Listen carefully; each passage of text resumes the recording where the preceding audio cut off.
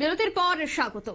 আগামীকাল থেকে শুরু হচ্ছে চ্যাম্পিয়ন্স ট্রফি, আর চ্যাম্পিয়ন্স ট্রফির আগেই ভারত একাধিক সমস্যায় জর্জরিত। কারণ বর্তমানে দেশে ফিরে গেছেন ভারতের বোলিং কোচ মর্নে মর্কেল। চোটের জন্য অনুশীলনে নেই ঋষভ পান্ত, যার জন্য বর্তমানে অনেকটাই চাপে রয়েছে ভারতীয় শিবির। চ্যাম্পিয়ন্স ট্রফি নিয়ে বহুদিন যাবত ভারতীয় দলের মধ্যে একটা চাপ অবশ্যই ছিল, কারণ এবার চ্যাম্পিয়ন্স ট্রফিতে বুমরা নাও থাকতে পারে। তাই এই বিষয়গুলিকে কেন্দ্র করে যথেষ্ট চাপে। তার মধ্যে আরো একটি চাপ যে অনুশীলনে নেই ঋষভ পান্ত চোটের জন্য। অন্যদিকে বোলিং কোচ মর্নে মর্কেল দেশে ফিরে গেছেন।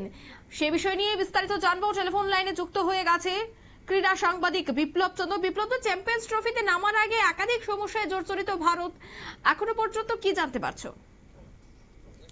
কাল থেকে চ্যাম্পিয়ন্স ট্রফি শুরু হচ্ছে। দীর্ঘ 7 বছর পর কিন্তু এই চ্যাম্পিয়ন্স ট্রফি, এবং এবার এই চ্যাম্পিয়ন্স ট্রফি হাইব্রিড মডেলে, এবং এই হাইব্রিড মডেলের ম্যাচগুলো হবে পাকিস্তান এবং দুবাইতে। ভারতের ম্যাচগুলো দুবাইতে। কিন্তু ভারতীয় দল যখন গত পরশুদিন দুবাইতে পৌঁছালো, কিন্তু সেখানে কিন্তু পৌঁছানোর পরেই কিন্তু ভারতীয় দলে চিন্তার ভাঁজ শুরু হয়েছে। কারণ চিন্তার ভাঁজ কেন? ভারতীয় দল যেভাবে এবছর ভারতীয় দল যে স্কোয়াড ঘোষণা করেছে 15 সদস্যের দল, সেই দল কিন্তু অনেকটাই ব্যালেন্সিং, এবং সেখানে কিন্তু বোলিং পারফরমেন্সটাকে বেশি দেওয়া হয়েছে। অর্থাৎ 5 জন পেসার স্পিন বোলারকে এবং 3 জন পেস বোলারকে রাখা হয়েছে। এবং সেই জায়গায় যখন ভারতীয় দল আত্মবিশ্বাসী, কারণ দীর্ঘ 1.5 দশক পর ভারতীয় দল এবারে চ্যাম্পিয়ন্স ট্রফিতে জয় করবার পরিকল্পনা রয়েছে। সহজ গ্রুপে ভারতীয় দল রয়েছে এবং খেলোয়াড়রা অনেকটাই আত্মবিশ্বাসী এবছর যে হাইব্রিড মডেলে যে চ্যাম্পিয়ন্স ট্রফি হবে, সেখান থেকে ভারতীয় দল চ্যাম্পিয়ন হয়ে ঘরে ফিরবে। অর্থাৎ দীর্ঘদিনের খরা কাটিয়ে ভারতীয় দলের প্রত্যাশা এবার চ্যাম্পিয়ন্স ট্রফিতে চ্যাম্পিয়ন হবার। কিন্তু এই চ্যাম্পিয়ন্স ট্রফি শুরুর আগে থেকে কিন্তু ভারতীয় দলে একে একে কিন্তু নানাভাবে কিন্তু চিন্তার ভাঁজ শুরু হয়েছে। প্রথম ভাঁজ শুরু হয়েছিল রোহিত শর্মা, বিরাট কোহলিদের ব্যাটিং পারফরমেন্স। সেখানে তাদের পারফরমেন্স কিছুটা জীবিত হয়েছে, কিছুটা অনুপ্রেরণা পেয়েছে ইংল্যান্ডের বিরুদ্ধে।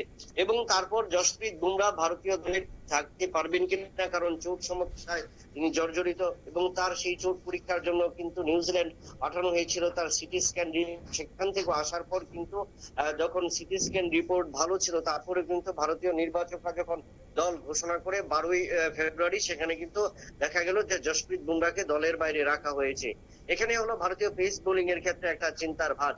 অন্যদিকে মোহাম্মদ শামি আমরা দেখলাম যে প্রায় 439 দিন পর গত 2023-এর একদিবসীয় বিশ্বকাপের পর ভারতীয় দলে ফিরেছে, এবং সেখানে তার চোট নিয়েও কিন্তু ততটা মানে স্বাভাবিক নয়, বা চোট হতে পারে, বা চোট সমস্যা কিছুটা রয়েছে। এই পরিস্থিতিতে ভারতীয় দলের প্রত্যাশা ছিল যে ভারতীয় দল এবছর দুবাইতে যাবে, যখন দুবাইয়ের যে নীল স্টেডিয়াম, সেখানে তারা ইন্টারন্যাশনাল স্টেডিয়াম, সেখানে কিন্তু তারা অনুশীলন করবে। কিন্তু এই অনুশীলন শুরুর আগেই কিন্তু ভারতীয় শিবিরে চিন্তার ভাঁজ পরিলক্ষিত হলো। কারণ ভারতীয় বোলিং কোচ মনি মার্কেল দেশে ফিরে গেলেন। কি কারণে মনি মার্কেল দেশে ফিরে গেলেন? যতটুকু খবর রয়েছে তার পিতৃবিয়োগ হয়েছে, এবং তার কারণে কিন্তু এই পটিয়া পেসার কিন্তু তিনি দেশে ফিরে গেলেন। এবং এরপর কিন্তু এই যে বোলিং কোচ সরে যাওয়াতে কিন্তু ভারতীয় বোলারদের উপর অনেকটাই চাপ তৈরি হলো। কারণ যারা ফিল্ডিং কোচ তারা ফিল্ডিং এর দায়িত্ব দেখবেন, যারা ব্যাটিং কোচ তারা ব্যাটিং এর দায়িত্ব দেখবেন, যারা বোলিং কোচ তারা বোলিং এর দায়িত্ব দেখবেন। সেখানে মনি মার্কেলকে কিন্তু রাখা হয়েছিল বোলিং কোচ হিসেবে। কিন্তু এই যে ম্যাচ শুরুর আগে, অর্থাৎ আগামী 19 তারিখ ভারত তার 20 ফেব্রুয়ারি ভারত তার প্রথম ম্যাচে বাংলাদেশের বিরুদ্ধে খেলবে, এবং বাংলাদেশের বিরুদ্ধে সেই ভারতীয় শিবির বা ভারতীয় একাদশ গোছানোর জন্য যেই পরিকল্পনা, এই পরিকল্পনার আগেই পিতৃবিয়োগ হওয়ার কারণে মনি মার্কেল দেশে ফিরে গেলেন, এবং এখানে কিন্তু একটা চাপ তৈরি হলো।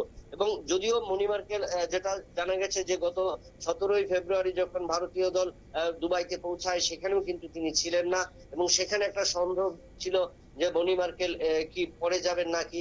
কিন্তু 18 তারিখ কিন্তু সেই চিত্রটা পরিষ্কার হয়েছে, এবং 18 তারিখ এই চিত্রটা পরিষ্কার যে মনি মার্কেল তার পিতৃবিয়োগ হয়েছে, এবং তার কারণে তিনি দেশে ফিরে গেছেন। এবং এর ফলে ভারতীয় বোলাররা কিন্তু অনেকটাই চাপে পড়লো, এবং কিরকম বোলার নিতে হবে, কিরকম বোলিং আত্মবিশ্বাস থাকবে।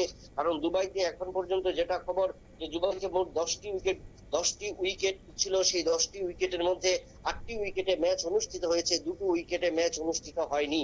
এবং সেই 2টো উইকেট যেহেতু রাখা হয়েছে, সেই উইকেটে বল পড়েনি।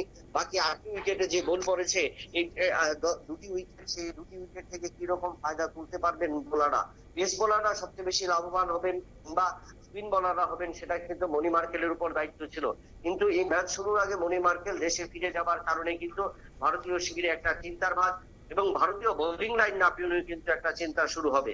ব্যাটসম্যান বা ফিল্ডারদের সম্পর্কে যতটা না, তার থেকেও কিন্তু, এবং এই উইকেট দেখে বা উইকেটের যে ওয়েদার রয়েছে বর্তমানে দুবাইতে, যে স্যাঁতসেঁতে উইকেট রয়েছে বা ময়শ্চারাইজিং কম, এবং সেই উইকেটে কি স্পিন বল ভালো হবে না পেস বল ভালো হবে, সেটা কিন্তু সবটা নির্ভর করতো মনি মার্কেলের উপর। কিন্তু এই মনি মার্কেল দেশে ফিরে যাবার কারণে এটা চাপ তৈরি হলো। অর্থাৎ চ্যাম্পিয়ন্স ট্রফির শুরুতেই কিন্তু ভারতীয় দলের এই চাপ, এবং এই চাপ কতটুকু সামলে উঠতে পারবে ভারতীয় দলের প্রধান কোচ গৌতম গম্ভীর, সেটা নিয়েও কিন্তু একটা চিন্তা ইতিমধ্যেই শুরু হয়েছে। অঙ্কিতা, ধন্যবাদ বিপ্লব দা। অর্থাৎ চ্যাম্পিয়ন্স ট্রফির আগে এবার যদিও সমস্যায় রয়েছে ভারতীয় শিবির, কিন্তু তারপরেও ভারতীয় শিবির অনেকটাই আত্মবিশ্বাসী এবং যে চ্যাম্পিয়ন্স ট্রফিতে আগামীতে ভারত এবং বাংলাদেশের যে ম্যাচ হতে চলেছে তাকে কেন্দ্র করে ভারত যথেষ্ট প্রস্তুত বলেই কিন্তু জানাচ্ছেন কোচ গৌতম গম্ভীর। নিয়ে নিচ্ছে ছোট্ট একটি বিজ্ঞাপন বিরতি, সঙ্গে থাকুন।